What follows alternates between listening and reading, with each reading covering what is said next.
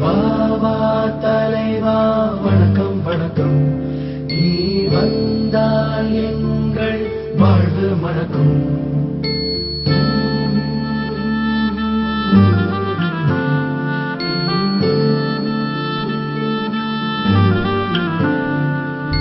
வா வா தலைவா வணக்கம் வணக்கம், நீ வந்தால் எங்கள் வாழ்வு மணக்கும்.